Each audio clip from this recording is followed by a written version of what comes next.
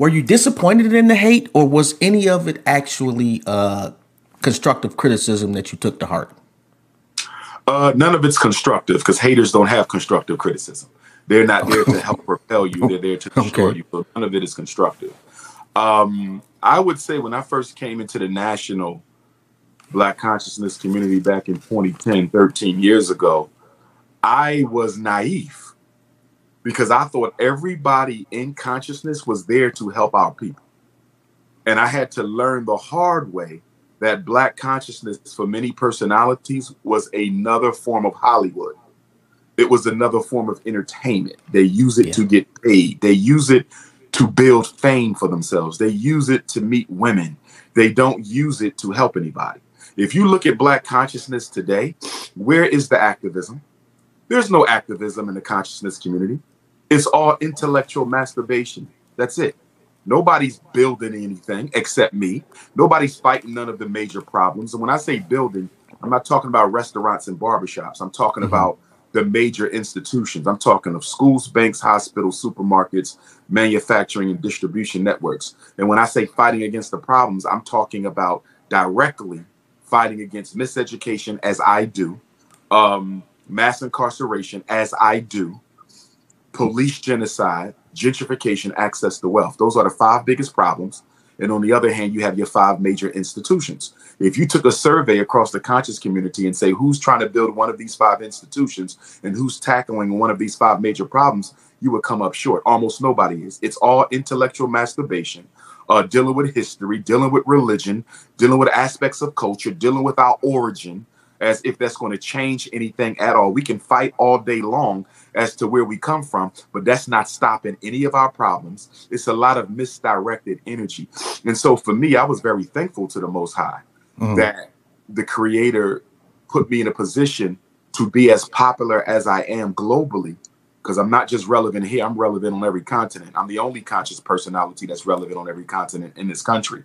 And to be in a position to raise those funds that I did. You know, the Frederick Douglass Marcus Garvey Academy is the first school in American history that was literally built by the African diaspora. Every continent, almost every country contributed to that school. So that's not just an American African thing. That's a Pan-African project. And we're the first school in the history of this country to be exclusively funded by the African diaspora. No white money, no bank loans, no handouts, no government financing. We're the first to do it. And it was done on the strength of my following and the support base that I have around the world. So that speaks right there, you know, to the love I get. Of course, you get the hate, you know, because you can't have the gift without the curse, you know, but for every detractor I have, I probably have 1 million supporters. The difference between my supporters and my detractors is that the detractors are very aggressive. They're very consistent. They are very diabolical in what they do. And the reason they have to be consistent is they know that they're fighting an uphill battle against an entire avalanche of support. So, you know, when you're trying to take somebody down who is loved by a lot of people, you have to be consistent in your game. And that's why when you look at the detractors, they're constantly making videos. You know, I did a little study at some time last year, and I found that there's 5 new videos put out about me every day. I get 5 new videos a day, and most of them are negative.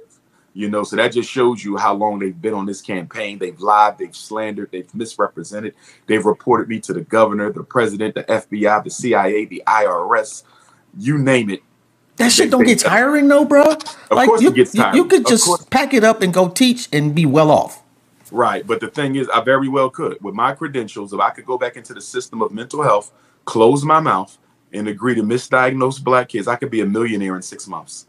I could be a millionaire in 6 months. If I change my game, I could be a millionaire in 6 months. With my popularity, my skill set, my credentials, I'll be a millionaire in 6 months. So that also sets me apart from other people in the conscious community, because I'm here because I want to be.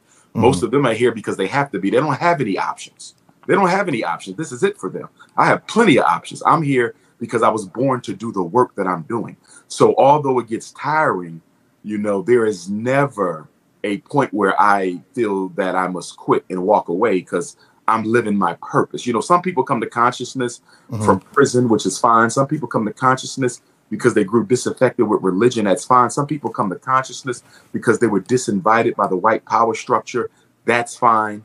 But I don't come to consciousness as a reaction to a life experience. This is all I've known since the 4th grade, when I was 9 years old in North Philadelphia, taking my Black history class. We had mandatory Black history class from 4th and 5th grade. I fell in love with consciousness right then. 9 years old, 10 years old, I never left.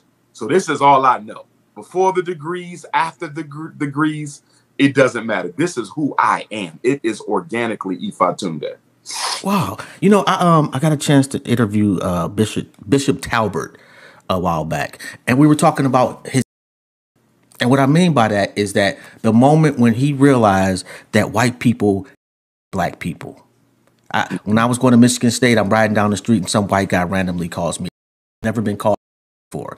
At that moment, I really realized, coming from Detroit, it's not that diverse. There ain't too many white people. So at that moment, I really realized how deep this shit was. White people towards Black people. Did you have a moment like that?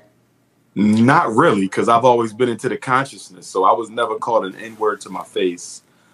Definitely dealt with racism. Dealt with racism yesterday. I was in a Puerto Rican botanical in North Philadelphia, and the older gentleman there and the younger Latino woman there, I could tell they didn't want to wait on me. The way he took the money from me, the way that they answered my questions, and then I contrasted that with the way they waited on the Latino couple that came in right behind me. So I've dealt with racism, you know, white, black, brown, yellow, red, every kind, but I've never that boldly though. Okay. Where, you know, I was told to my face, you're an N-word or something like that.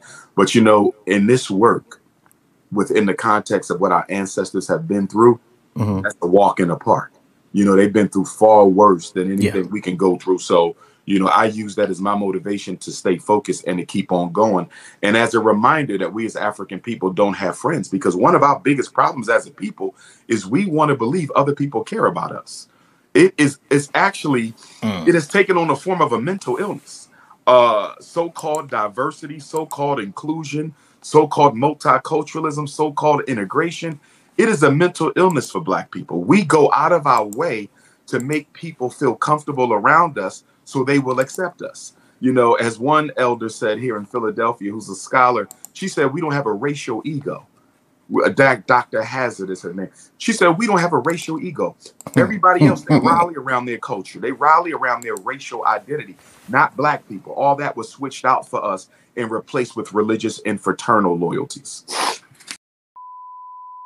Anybody in Africa who is not a Black African is an invader or an opportunist or the child of an invader or an opportunist. There's only one African, and that's the Black African. There is no other one. I don't care how long your people been here. They're not indigenous to this country. You are a visitor.